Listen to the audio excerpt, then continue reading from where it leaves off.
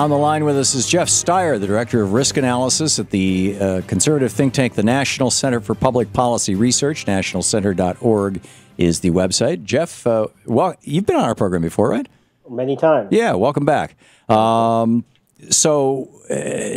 president today may be banning trans fats. Trans fats are fats that have been heated up and had hydrogen bubble through them, or actually there's a variety of ways to form them. That's the most common intentional one, so that they become essentially inert. At least in some ways, they can last on the shelf.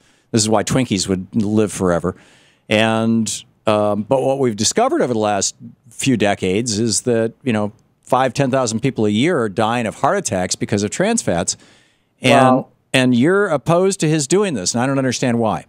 Well, not necessarily. The facts are not necessarily like you're laying them out. The reason we have trans fats being used throughout the foods, had been using trans fats throughout the food supply, was because an activist group, the Center for Science and the Public Interest, rang the bells against saturated fat, butter. They didn't want us using butter. Butter was going to kill everyone. We have to replace it. It's a public health emergency, argued the Center for Science and the Public Interest 20 or so years ago. So we listened to them, and we had to come up with a way of replacing saturated fat, which has specific purposes. It's more shelf-stable. It does all sorts of things that you can't do from regular cooking oil for many purposes. For instance, in crackers, it gives you more of a shelf life. So we replaced the so-called dangerous saturated fat at the behest of the Center for Science and the Public Interest, one of the leading food police groups. We replaced that fat with trans fats, because you couldn't just put in olive oil, the healthier olive oil, instead. So we did that at the behest of these groups, and now they allege that this fat acts a lot like, or maybe slightly worse, than the saturated fat that it replaced. So what do you do? Well, in circumstances where food scientists were able to replace the trans fat with another cooking oil, they did so. And as a result, through the private sector, consumption of trans fats fell off a cliff, Tom. Right, because they had bad press. So the argument you're making then, Jeff, is not. It sounds to me like the argument you're making is that that the government should not be involved in this. We should leave it up to the marketplace. That if people know that trans fats can kill them, they won't buy them. They won't buy products that use them. Well, do I have that right? I give you a more nuanced answer to that question, which is, and I salute the Center for Science and the Public Interest for raising concern and getting labels on trans fats. Now we know how much trans fats. So you're in favor of government intervention requiring labeling? I think education is appropriate under limited circumstances, and it. Do you think GMOs should be labeled? Well, I don't think GMOs are dangerous in the way that high levels of consumption of trans fats are. So you're selective in your. I think we ought to. Well, yeah.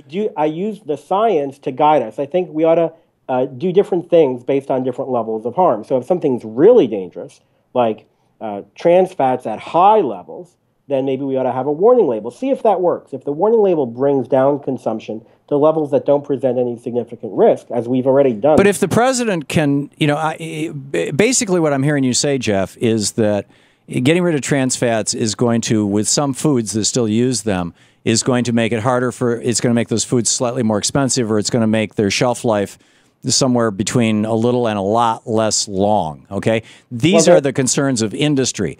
Frankly, I don't give a rat's ass about industry. I'm concerned about the American people. And if 5,000 or 10,000 people are going to die this year from eating trans fats in our food supply, it seems to me incumbent on we the people, on the government, to say, no, you big corporations can't put that in our food anymore. I know you don't like big corporations, but I think you need to understand that there's more to it than that. First of all, I would quarrel with the 5,000 number, and we can get to that. But when I debated Michael Jacobson from the Center for Science and the Public Interest on a different show earlier this morning, he expressed concern that if we replace trans fat with, say, palm oil, which is one of the possible replacements, there could be unintended consequences. The main one is deforestation. So many people are concerned that Malaysian palm oil is the use of Malaysian palm oil could have some unintended consequences, particularly deforestation. So you can't just say, let's get rid of trans fats and switch to a replacement like palm oil, because there are unintended consequences. So you have to think it through. Well, no, based on we the science, based on we the should facts. ban palm oil that's being imported from countries that are illegally clearing jungles, natural rainforests and jungles to plant these palm tree plantations. I mean that expose has been done. And it's a huge contributor to global warming, and it's destroying biodiversity. But there's a lot of other oils out there, and again, this is a problem for industry to deal with within the constraints of the rules that we, the people, set for the food industry. You want to be in the food industry. We're setting those rules now, but let me just educate you a bit. We use the industry uses trans fats for specific purposes. I'm interested in public health. I'm interested in free markets. So I know you're with me halfway. From a public health perspective, I'm interested in free markets. There's, in general, I mean, but literally, there is no such thing as a free market. Fair enough. There is no such thing. Markets are created by governments. Fair enough. From the currency used to the rules of the road to the court systems used to enforce them. I can't run my business without government setting the rules, and neither can you. But you're right. But as we set these rules, we ought to do it with constraints based on science. And my concern is that if we ban trans fats for the very few uses that they're still being used for, which are cases where replacements are hard to find, have very high unintended consequences, may cost a lot more, we're only using trans fats today in a little bit of food, and the harm from that is not established. The 5,000 number, I don't know even where they could come up with that. It's not based on any current data, because we don't have current data, because numbers have gone down. But if trans fat is bad for you, you're not denying that. Why not simply say no? Because then you could say the same again about sugar. Sugar is bad for you if you consume too much of it. Salt is bad for you if you consume too much of it. Trans fat is not a health food, Tom. Sugar and salt are not artificially created ingredients by the by a giant food industry. Processed food industry. Whoever created them doesn't matter. These exclusively exist. No, Jeff. The point is these exclusively exist in processed foods. Do you think sugar it just grows naturally and we have all of it because it's natural? No, sugar is cultivated, it's processed, and it's unhealthy if you consume too much of it. It is not an artificially created compound. Trans fats are. Well, our bodies can't really tell the difference whether it's natural or there are lots of things that are That's natural. why this stuff is poisonous. No, it's not.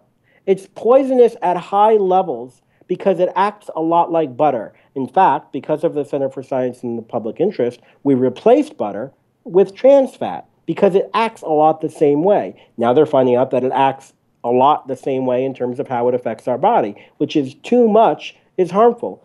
Essentially, you could argue we ought to ban butter because too much of it is harmful. There's nothing about butter that's safe because it's natural. We process it. Man makes butter. It doesn't come right out of the cow in butter form, right? Right, Tom? No, but it has not. It has not been heated up to 794 degrees and had hydrogen bubbled through it. No. The reason that the trans fats are heated up and they put hydrogen in it is to make that vegetable oil behave a lot like a saturated fat. Yeah, I know. That's what I said in the very beginning of this conversation. So why would you suggest that two fats that act very similarly, one being synthetic, one being natural? They don't, because the trans fats are so much more potent than saturated fats. I mean, I think everybody should be a vegan, frankly, but that not get the butter either. But I don't think the government should be enforcing that. But we're not talking about a natural compound like butter. We're talking about a chemically created compound used exclusively by the processed food industry, and frankly, I have no love for them. That's clear, but I'm glad you believe in some role of limited government, that the government should enforce veganism at the start. No, as I said, I don't think the government should. Oh, I see. You're acknowledging that. Okay. Jeff Steyer, Director of Risk Analysis of the National Center for Public Policy Research, nationalcenter.org. Thank you, Jeff. Thanks, Tom. Good talking with you. We'll be back.